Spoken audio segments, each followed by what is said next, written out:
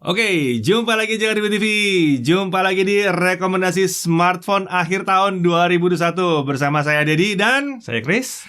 ya, kali ini kita akan bahas mengenai smartphone dari rentang harga berapa? Di atas 10 juta rupiah.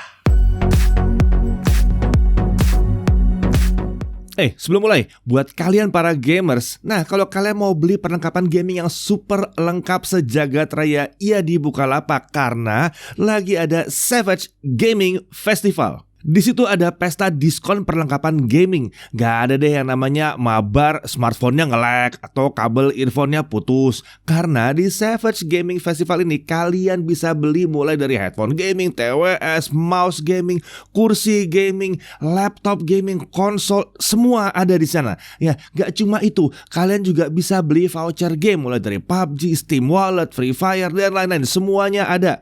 Catat, periode diskonnya mulai dari tanggal 22 sampai 30 November. Dan juga official brand itu nanti akan diskon gede-gedean sampai 75% dan gratis ongkir sepuasnya. Nah, saya ada beberapa produk rekomendasi nih yang bisa kalian beli di Savage Gaming Festival. Yang pertama, ada gaming chair Imperion Phoenix 701.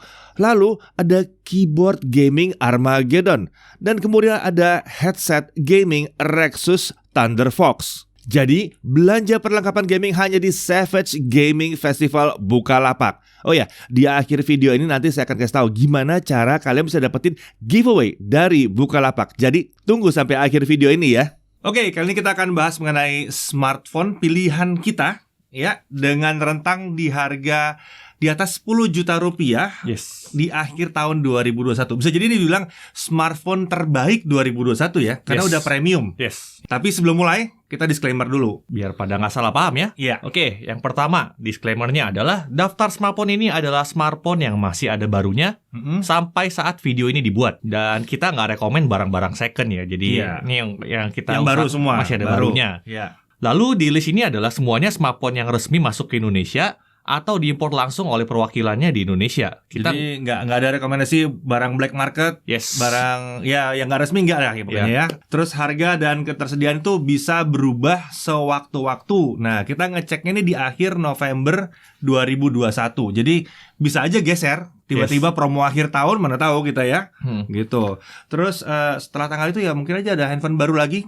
Ya mungkin Desember tiba-tiba muncul ada handphone baru lagi yang kita nggak tahu. Ya bisa jadi itu nggak masuk dalam list ini. Nah, kalau ada smartphone yang nggak masuk dalam list ini berarti ada dua kemungkinan. Ada dua kemungkinan. Yang pertama apa? Yang pertama mungkin kami lupa. Manusiawi. Mungkin kita lupa atau memang kurang menarik. Dan ingat, ini di atas 10 juta. Jadi kalau ada yang di bawah 10 juta nggak masuk dalam daftar ini. Nanti akan jadi video. Nanti jadi video yang berikutnya lagi. Kita akan ada lagi yang di bawah. Jadi akan ada banyak video ini ya. Turun terus dari di atas 10 juta turun terus ke bawah sampai ke level 1 sampai 2 juta. Ya. Kemudian daftar ini bukan ranking. Ini bukan ranking, ini bukan misalkan urutan gitu ya. Jadi yang kita bahas pertama bukan juara atau yang terakhir itu bukan juaranya, bukan. Dan yang penting lagi adalah nggak ada smartphone yang cocok pasti paling pas untuk semua orang. Nggak ada. Kalau kita bilang pas buat kalian nggak pas ya berarti nggak pas. Ya. Kalau misalnya kita bilang nggak cocok atau kita bilang ini cuma honorable mention, kalian bilang kalian suka, ya sudah, kalian suka gitu, nggak ada masalah. Gitu. Ujung-ujungnya mesti disesuaikan dengan kebutuhan kalian sendiri juga ya. Gitu. Dan rekomendasi ini adalah versi kami ya. Jadi bisa dipakai buat acuan, tapi bukan acuan yang mutlak. Paling benar. Bukan acuan paling benar. Acuan paling benar adalah apa yang kalian butuhkan dan apa yang kalian suka. Dan juga budgetnya. Dan juga budgetnya. Dan smartphone yang ada di depan ini cuma hiasan semua. Oke. Pertama ada syarat dulu nih buat di atas 10 juta. Ini areanya flagship.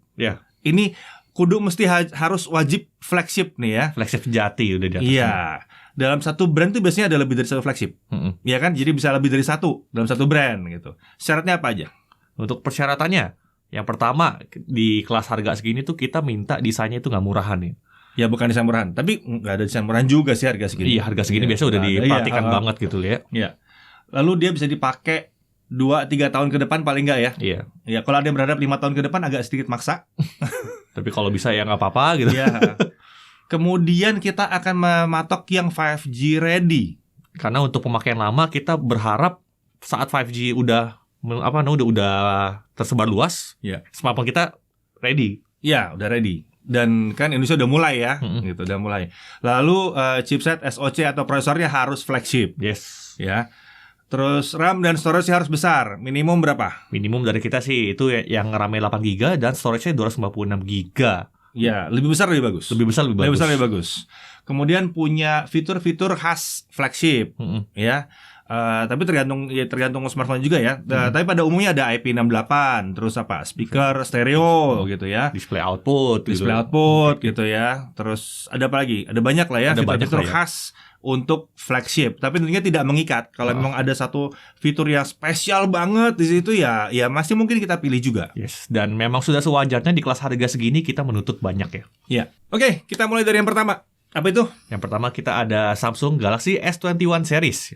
Tepatnya nih S21 5G series. Yes. Ya, di sini ada 3 ya.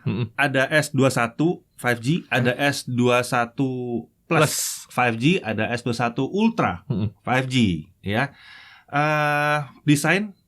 Desain udah jelas ikonik lah ya. Keren. Ketika kita udah keluarin S21 series gitu, orang pasti notice, wah itu S21 ya. Nah, itu ikonik banget tuh. Lalu Exynos 2100. Udah ini keren. Yes. Ini keren. Jangan samakan dengan yang sebelum-sebelumnya. 2100 ini keren. Ya 2200 lebih keren lagi ya. Tapi ini udah keren ya. Terus layar Super AMOLED Samsung. Tapi kalau di sini bilangnya Dynamic 2X ya kalau Dynamic 2X ya. Tapi, sudahlah. Ya sudahlah itu kalau Samsung. Intinya gini deh, brand lain aja pada pakai layarnya Samsung. Iya, udah. Iya. Terlepas dari klaim berapa nits, tetap aja ini panel mantap, Samsung. Kamera udah luar biasa. Wah, udah luar biasa. Terutama yang Ultra. Terutama Ultra itu luar biasa. Terus IP68. Yes. IP68 stereo speaker, kualitasnya juga keren banget. Spesial buat yang Ultra, fingerprintnya. Ada pakai ultrasonic Qualcomm. Pakai ultrasonic Qualcomm yang generasi kedua itu luar biasa banget, cepat banget bukanya. Haptic feedback itu udah klasik kalau di Samsung kelas atas itu udah klasik ya, udah keren banget. DeX jadi membuat dia bisa ada nyambung ke layar eksternal, wireless charging, display output Samsung Knox, ekosistem Samsung itu juga. Waduh. Lengkap lah ya, lengkap. Kalau dari gue sih, kalau ketika orang udah nanya nyari flagship dan budgetnya udah nggak mikir gitu dari 15 juta ke atas, S21 series atau mungkin S21 Ultra tuh buat gue jadi rekomendasi paling aman sih untuk orang-orang. Paling aman. Ada satu kelemahan sih.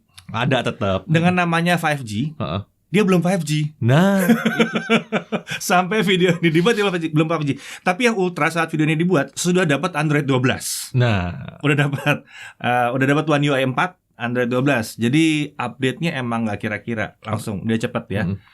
Dia setelah Oppo ya, Oppo Find S3 Pro dapat duluan, terus dia dapat sekarang gitu. Body gede buat S21 Ultra. Nah, oleh karena itu kita bilangnya S21 series karena mungkin dari kalian ada yang pengen nyari form factor yang lebih kecil. Ada S21 atau S21 Plusnya. S21 lah. S21 kalau mau kecil sih sebetulnya. Kalau gue pribadi nanggung S21 atau Ultra. Yes. Nggak di tengah-tengah ya. Terus performance juga mungkin bukan yang paling hebat untuk gaming yang berat-berat ya, terutama ya. Kalau kayak game Genshin Impact gitu. Tapi bukan yang paling hebat, hebat. Tapi kalau nginstal Genshin Impact dari Galaxy Store sih lumayan. Lumayan. Udah paling aman sih rekomendasi si S21 Ultra ini atau S21 series. Iya, kalau boleh balik ke kamera itu tele juga paling bener loh. Iya. Mungkin begitu dia diem langsung ngunci klek. Waduh, mantap telenya. Saking amannya pilihan ini, satu-satunya tipe orang yang mungkin akan gue suruh pikir-pikir kalau mau beli ini adalah yang main Genshin Impact hardcore. Itu aja. Kalau dia nggak main Genshin Impact, udah sikat. Iya, kalau bukan buat aman. Itu udah aman sih sebetulnya. Harga variatif juga dari sekitar berapa ya? 11 sampai 20. 17. Nggak nyampe 20. Nggak pernah nyampe beneran 20. Nah, itu nggak pernah. Agak beda sama harga rilisnya ya. Iya, agak beda sama rilisnya. Kalau Ultra tuh di bawah lah 17 gitu. Udah dapat itu ya. Tapi sayangnya memang masih ada varian 128 ya. Nah, itu mesti hati-hati ya. Hati-hati. Kita nggak menyarankan 128-nya. Ya. Nggak 128 jangan. Karena dia juga nggak punya slot micro SD. Iya, dia nggak ada slot micro SD, itu juga kelemahannya dia. Jadi kalau mau cari yang beres, ini sih flagship oke. Sampai, tapi ada catatan yang paling berat nih. sebentar lagi adalah jadwalnya seri S diganti. S22. Ya, apapun itu namanya ya, mau S22 atau apapun namanya. Februari 2022, sebetulnya Februari setiap tahun, itu jadwalnya seri S keluar baru. Hati-hati. Dan Samsung Indonesia punya kebiasaan bagus, tapi buruk buat yang baru beli S21 sekarang. Adalah begitu launching internasional tiba-tiba buka pre-order di Indonesia. Nah, cepet banget itu pre-ordernya biasanya tuh. Ya, jadi hati-hatinya di situ, gitu. Jadi kalau kalian dapat deal luar biasa murah, mungkin ya ini menarik sih. Iya. Ini menarik ya. Oke, kemudian ada apa lagi? Ada nextnya kalau setelah S21 ada ini masih dari Samsung? masih ada Samsung. Iya. Z Fold 3. Z Fold 3 ya. Ini sebenarnya gue bingung sih. Ini Kenapa? Ini adalah foldable flagship smartphone atau tablet ya? Tablet apa smartphone? Tablet apa smartphone gitu. Kalau mau dibilang tablet, dia masih belum segede tablet bener, Mm-mm. ya. Karena ini setengah tablet, Iya. setengah tablet kecil. Tapi mau dibilang smartphone ini gede banget. Ini gede banget. Yang jelas ini memberikan pengalaman baru dalam menggunakan smartphone sih. Jadi Beda banget. Beda banget. Beda banget. Gue dari pertama kali kemarin launch terus pakai sampai sekarang itu agak sedikit rusak pengalaman pakai gue. Jadinya kepake terus jadinya kan. Enak soalnya begitu baca gede gitu. Ketemu pola kerja baru yang di smartphone konvensional biasa tuh nggak ditemukan gitu ya. Iya benar. Pengalaman baru. Terus Snapdragon 888. Nah ini lucu nih. Mau diangkat sedikit nih. Katanya Snapdragon 888 ini bermasalah dengan panas. Iya. Ya kan. Terus throttling segala macam. Kalian coba yang ada di sini deh. Ini nggak ada masalah. Nah, Dipakai sehari-hari nggak ada masalah di sini. Ini dan satu lagi nanti yang kita bahas itu nggak punya masalah sama Snapdragon 888-nya. ini adalah contoh performa Snapdragon 888 yang optimal. Iya. Memang buat main Genshin Impact dia nggak ngelepas gila-gilaan, tapi konsistensi hariannya ini luar biasa. Konsistensi. Konsistensinya luar biasa. Untuk layar ya udahlah. Ya udahlah ya. Udah layar udah, dan paling menyenangkan adalah untuk foldable dia bisa IPX8, dia tahan air. Itu dari dulu tuh ditunggu-tunggu. Kemudian yang aneh nih baterai sebetulnya. Iya. Baterai cuma 4400, tapi kenyataannya baterai 4400-nya ternyata bisa cukup oke. Padahal Snapdragon 888 ya. Iya, 888. Walaupun nggak sehebat S21 Ultra. Nggak, tapi Di atas rata-rata lah ya ini. Di atas rata-rata. Buat kalian yang suka SOT dia bisa sampai 6 jam. Udah agak aneh sih sebetulnya. Jadi kita bisa bilang nih Samsung berhasil mentuning Snapdragon 888-nya memberikan performa yang oke, tapi baterainya juga oke. Iya. Gitu. Oke. Kamera mungkin tidak sehebat S21 Ultra, tapi Udah ya, kelas flagship. susah ya maksudnya. Tetap kelas flagship. Tetap kelasnya kelas flagship juga, tetap mantap juga gitu. Terus dia punya kamera under display pertama. Iya. Ya, yang di Indonesia. Nongol pertama kali resmi itu dia gitu. Dex ada ya. Ya apa juga yang ada sih? Ada sih. Dan yang lucu lagi kalau dilipat ini sebenarnya lebih kecil. Iya. Penampangnya lebih kecil gitu. Cuman mungkin harga ya. Iya, harga. Harga yang agak sedikit berat buat kebanyakan orang. Tapi lucunya ini harga udah turun dari 30 jutaan. Dari 30 jutaan dia turun ke 25 juta. Generasi berikutnya malah lebih murah ya jadinya. Iya, generasi yang ini jadi lebih murah gitu. Dan untuk yang satu ini penggantinya harusnya baru datang di akhir tahun 2022. Nah. Jadi umurnya masih panjang kalau yang satu ini. Oh iya, dan ada apa tuh? S Pen. Nah, baru mau ngomong. Iya. Dia bisa pakai S Pen walaupun S Pen-nya mesti nambah dan S Pen-nya spesifik ya. Nggak bisa pakai S Pen yang lama di situ. Jadi ini salah satu smartphone yang ikonik sih harusnya pada akhirnya jadi smartphone yang ikonik dan kayaknya walaupun udah megang smartphone lain buat secondary atau first phone tetap bisa pakai ini. Yes. Gitu. Jadi ini tetap ya buat kerja enak banget sih. Memang si Z Fold 3 ini memang nggak buat semua orang sih. Memang ditujukan buat yang pecinta teknologi, terus mau merasakan pengalaman pakai smartphone yang berbeda. Di saat smartphone sekarang tuh kayak rasanya gitu-gitu aja gitu. Dan yang paling penting ini buat kalian yang tentunya nggak mikirin dana ya kalau udah level harga segini ya. Ya ada benernya. Tapi ntar dulu nanti ini ada argumen lain kalau nggak mikirin dana ada yang lain nanti kan yang dananya juga mirip sama ini harganya. Jadi ini mungkin smartphone yang kalau misalnya ada Sultan nanya ke gue gitu, gue mau smartphone yang canggih, yang beda, yang kekinian, pokoknya bisa buat gaya deh. Ini mungkin akan jadi opsi yang gue kasih sih. Iya, tiap kali dibuka begini orang nengok. Yes. Wow, apa itu gitu. Oke, lanjut. Ini emang udah ikonik. Lanjut kita ke foldable berikutnya kalau gitu. Masih Samsung lagi di Z Flip 3. Ya, ini agak mepet sebenarnya 8256 tapi oke lah ya. Sebenarnya ini ada varian lebih murah, beda 1 juta rupiah, tuh storage-nya 128, tapi nanggung ya. Nanggung lah, jangan nanggung. Ambil 256. Karena nggak ada slotnya juga, ya kan? Foldable, super compact dan flagship smartphone. Iya. Kalau ini jelas ya, smartphone. Jelas smartphone, ini smartphone. Dan dijamin banyak banget yang suka. Iya. Ini banyak banget yang suka. Flex mode-nya ada, speakernya udah stereo, dan layarnya tuh ngepas gitu. Begitu dibuka, itu smartphone gitu. Ditutup, nah buat cewek-cewek nih, masuk dalam tas yang kecil-kecil itu gampang banget. Dikantongin, buat cowok-cowok dikantongin, gampang banget gitu. Mau dibawa kemana-mana nih, gampang. Jadi kayaknya sih, tipe yang kayak gini nih akan majunya lebih cepat, lebih umum. Dan yang menarik dari sini adalah harga. Karena sebelumnya di 20 jutaan. Iya. Sekarang tiba-tiba turun ke berapa ya? 15 jutaan nih. 15 jutaan sekarang. Jadi tiba-tiba ini masuk dalam perhitungan banyak orang. Cuma tetap ada masalah di sini. Bukan super ya. Kelebihan dia ada di form factor kecil gitu.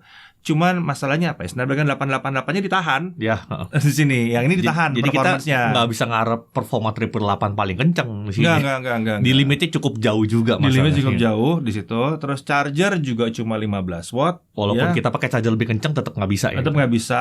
Terus durability layar sebaik lagi tetap itu. Ya, tapi kalau durability layar udah terbukti bisa sih sebetulnya. Kan ini baru layarnya. Paling buat cewek-cewek paling kalau mau ngambil ini kan kukunya biasa panjang-panjang iya itu bahaya tuh. Jangan terlalu sering ditekan pakai kuku aja gitu. Terus dia nggak punya telefoto. Nggak punya tele. Tapi walaupun kameranya cuma 2, tapi ya Samsung ya ingat lagi. Tetap hasil kameranya tetap kelas flagship kok. Dan satu sebetulnya sih yang agak deal breaker untuk beberapa orang, baterai. Ya, kalau yang ini baterainya ini nggak irit. Kalau ini nggak irit, cuma 3.000-an. Ini nggak irit baterainya. Agak heran di mana Fold bisa dibikin irit tapi di Flip kurang irit ya. Agak kelemahannya ada di situ. Kayaknya udah cukup. Ini oke kalau kalian cari form factor. Iya. Dan bentuk dan cari experience penggunaan yang beda gitu. Iya, ini form factor bentuk ini benar-benar oke buat harganya ya. Kemudian yang berikutnya, ini klasik smartphone mungkin paling beres dari Android. Iya. Untuk klasik smartphone di Indonesia ini paling beres. Datang dari Oppo. Iya. Ini adalah Oppo Find X3 Pro. Dan dia cuma datang dengan ke satu varian ya. Ada 12 GB RAM dan storage 156 GB. Ya. Ada beberapa varian lain nggak tahu tapi gimana. Ya tapi yang basicnya tuh luar biasa sih. Basicnya luar biasa. Sebetulnya benar-benar kayak handphone biasa. Tapi di sini kita bilang ini penakluk sang naga nih. Iya. Pertama kali bisa menaklukkan si Snapdragon 888. Dia tahu kapan si Snapdragon 888 mau digas, kapan mau ditahan gitu. Dia tahu banget. Jadi mau gaming digas. Jadi sebelum si Galaxy Fold 3 nongol ini Oppo Find X3 Pro ini adalah contoh device dengan Snapdragon 888 dengan tuningan yang beres sih. Iya, jadi kalau ada yang bilang wah 888 bermasalah. Enggak juga. Tergantung handphone ya. Baik lagi tergantung produsennya. Mau bikinnya seperti apa. Layar udah oke, 120 Hz juga. Baterai 4500 nggak ada masalah dengan layar seperti ini. Chargingnya kenceng, super kenceng. IP68 ada situ, stereo speaker ada situ. 5G ini salah satu smartphone yang terbaik untuk 5G. Oh lupa tadi gue, yang Fold dan Flip itu juga 5G udah. Ya, 5G udah beres. Mantap banget 5G-nya. Dan yang ini juga 5G-nya mantap, hidup di semua operator. Jadi Fold, Flip, Find X3 Pro itu 5G kita udah tes di 3 operator. XL, Indosat, Telkomsel nggak ada masalah. Nggak ada masalah, semuanya jalan. Dan Telkomselnya yang itu lagi ya, yang N40 ya, itu udah jalan normal. Terus udah gitu kameranya juga nggak main-main Oppo Find X3 Pro. Ini yang salah satu yang bikin gua seneng ini lihat produsen bikin setup kameranya seperti ini, di mana dia pakai kamera utama 50 megapiksel dan kamera ultrawide-nya juga 50 megapiksel juga. Jadi dia bisa memberikan kualitas yang cukup konsisten antar kamera ultrawide dengan kamera utama. Di mana kejadian di smartphone lain adalah kamera ultrawide-nya dipandang sebelah mata. Di sini termasuk. Nah, iya juga ultrawide-nya kurang. Iya. Sedangkan Oppo mengambil langkah untuk ngasih pengalaman yang lebih konsisten dari ultrawide sampai kamera utamanya. Walaupun kamera TL ini itu cuma 13 megapiksel 2 kali sih memang. Iya. Terus, tapi itu nggak ada masalah sih sebetulnya. Kamera tele 2 kali juga nggak ada masalah. Itu justru berguna buat foto produk. Yes. Satu-satunya kelemahan Find X3 Pro. Satu-satunya kelemahan Find X3 Pro. Entah kenapa Oppo membuat dia mirip dengan iPhone. Ini perdebatan sih. Urusan desain ya. Iya, ini urusan desain. Satu-satunya kelemahan yang mungkin akan bisa dipikirkan ada salah satunya adalah itu. Karena ada kejadian sekali kemarin gue bawain segmen tajam, pegang Finance 3 Pro. Dikira Komentarnya adalah, pakai iPhone. Ya gimana ya? Sebelumnya bawain news pakai iPhone warna biru. Setelah itu bawa Finance 3 Pro warna biru juga. Dikira Finance 3 Pro-nya iPhone juga. Ternyata bukan gitu kan. Gue pun ketika ngelihat smartphone itu first impression-nya memang seperti itu. Tapi ketika udah pegang, itu beda cerita sih jujur aja. Jadi nggak peduli kan? Jadi nggak peduli.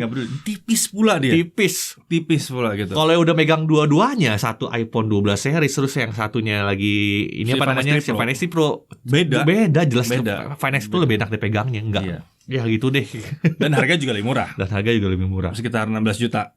Cuman ya memang ini kalian harus jadi pertimbangan yang cukup ini aja sangat diperhatikan banget. Diperhatikan aja. Terus juga yang agak gue sayangkan sedikit nih adalah di perekaman selfie videonya nih. Ini kan harusnya udah flagship sejati lah ya. Kita ngarepnya tuh selfie-nya bisa 4K 30 lah minimal gitu. 4K 60 bahkan di yang lainnya gitu. Tapi nggak tahu kenapa di Oppo nih selfie videonya mentok di Full HD 30 fps aja. Iya. Jadi bahkan nggak 60 ya. Bahkan nggak 60. Iya, sayangnya begitu. Tapi entah kenapa gitu.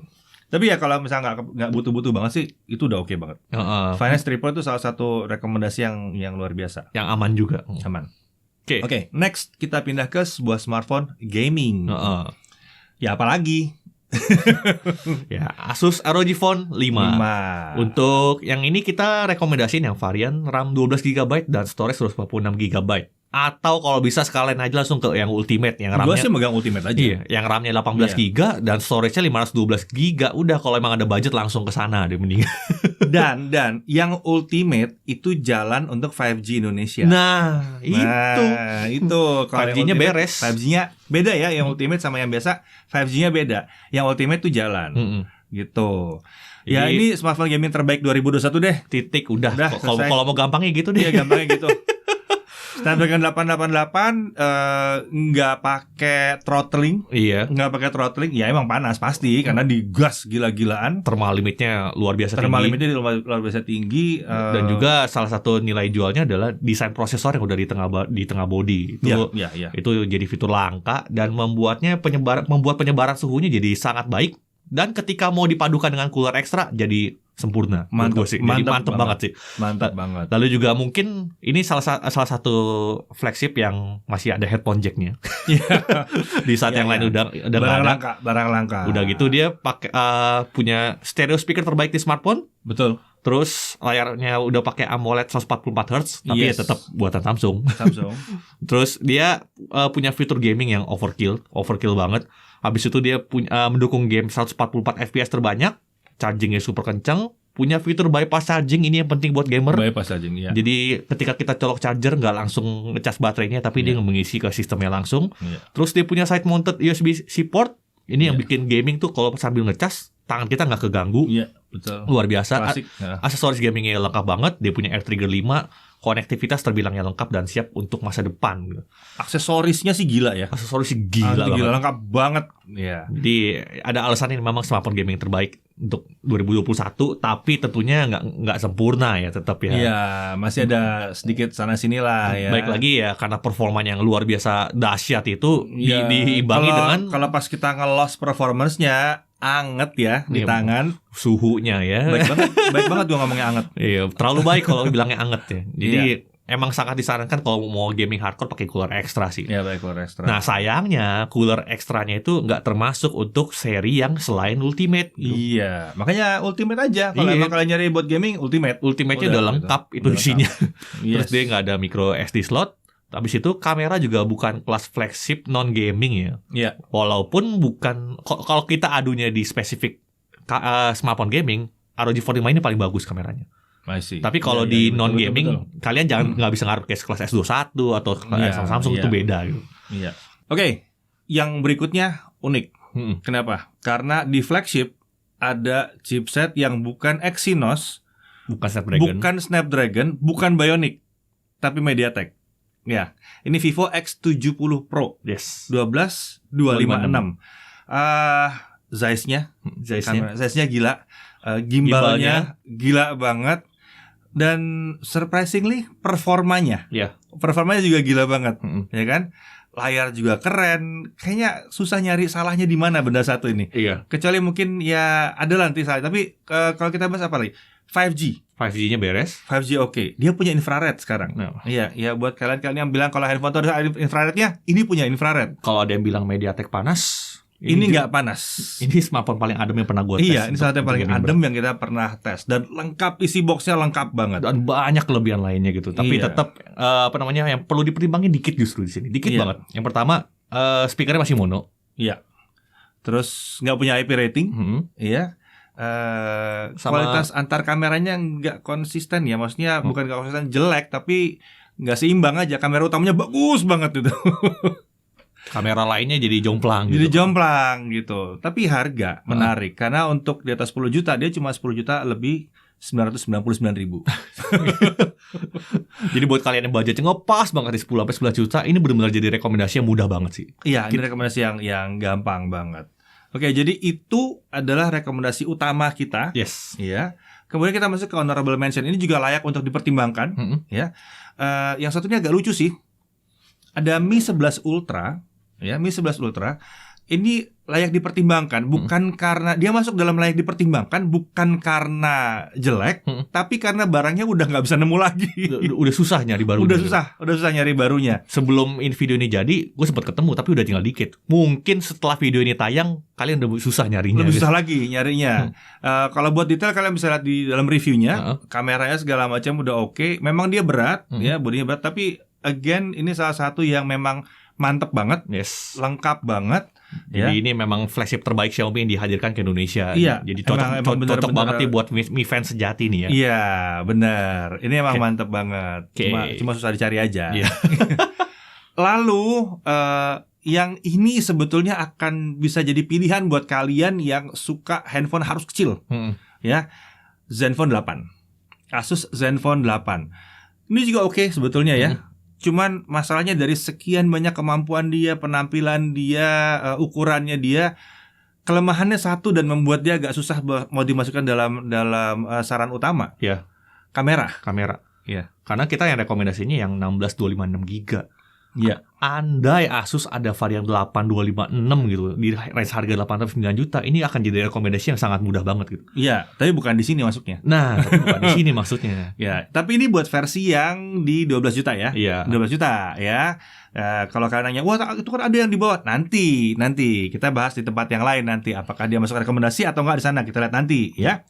Kemudian ada Oppo Reno 6 Pro. Ini all-rounder sebetulnya. Cuman segitu all-roundernya dia nggak punya sesuatu yang luar biasa stand out. Iya. Gitu ya. Bodi tipis sama ringan, iya. Desain keren, iya. Performanya kenceng, iya. Fitur OS-nya lengkap, iya. 5G lengkap, beres gitu ya. Mic-nya oke, charging-nya kenceng. Cuman nggak ada yang stand out banget di sini. Dan dengan harganya yang 10.999.000 membuatnya jadi sama dengan Vivo X70 Pro. Iya, benar. Itu ya agak jadi berat gitu loh. Dan kalau Find X3 Pro lagi sale. Nah, dia kalau saya bisa 12 juta soalnya yang satu itu. Iya. Gitu. Dan ini layar masih 90 Hz. Ya kan? Kamera telenya belum punya OIS. Jadi ini tetap menarik, tergantung kalian ya. Ini tetap menarik sebetulnya. Dengan Snapdragon 870 ini reliable sekali. Gitu. Jadi ini juga oke, tapi ini layak dipertimbangkan kalau bagi kami. Oke, buat yang dari tadi pasti ada nanya-nanya deh. iPhone-nya mana? Gimana tuh? Oke. iPhone 13 sudah mulai masuk, ya. iPhone 12 tetap luar biasa, ya, tetap luar biasa. Kita juga masih pakai iPhone 12. iPhone 13 sudah mulai masuk.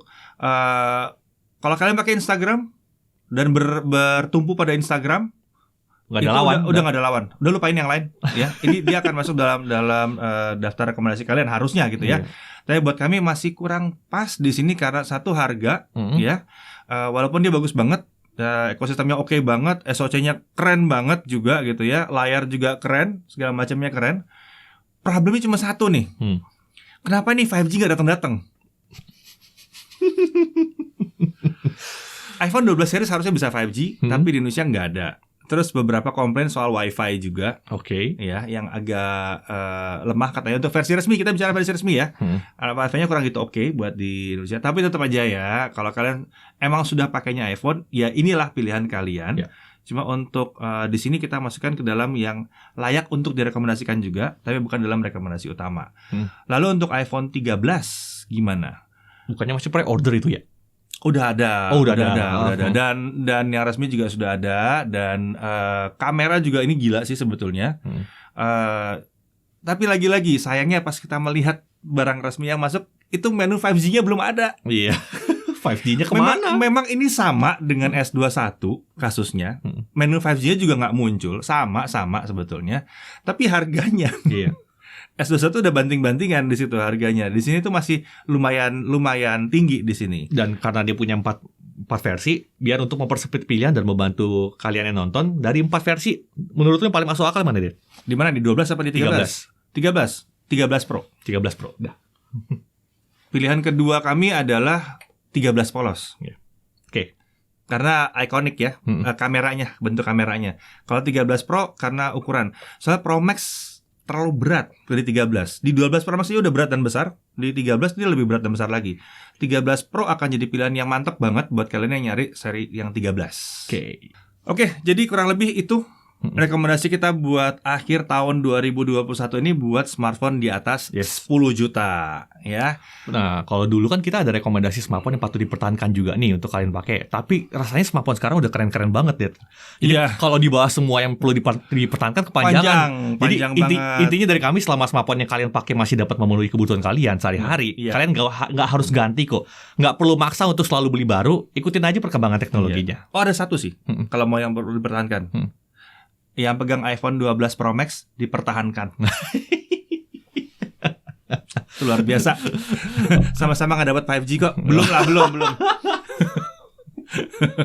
Oke, kalau gitu. Sekian dulu video kali ini. Terima kasih, dan jangan lupa nanti kita akan ada video-video berikutnya untuk rentang-rentang harga yang lainnya tentunya di bulan November dan Desember ini akan tayang semuanya. Saya Irfan, saya Chris. Sampai jumpa lagi di Jagat TV. Hey, jangan berhenti dulu ya. Sekarang waktunya giveaway dari Bukalapak. Total hadiahnya 2 juta rupiah, masing-masing 500.000 untuk 4 orang pemenang. Dan hanya berlaku di periode Savage Gaming Festival Bukalapak dari tanggal 22 sampai 30 November 2021. Syaratnya gampang, kalian cukup jawab pada link yang ada di deskripsi di bawah atau di pin chat ya, atau di chat yang disematkan dari Bukalapak pada video ini. Dan wajib subscribe channel YouTube-nya Bukalapak. Nah, pertanyaannya apa? Gampang. Apa nama campaign gaming Bukalapak yang saya sebutkan dari awal dan di akhir ini juga? Ya, gampang dong. Format jawabannya itu adalah jawaban @username Instagram kalian. Contohnya seperti ini nih ya, seperti ini ya. Jangan sampai salah ngisi, oke? Nah, periode giveaway-nya ini dari tanggal 25 November sampai 2 Desember 2021.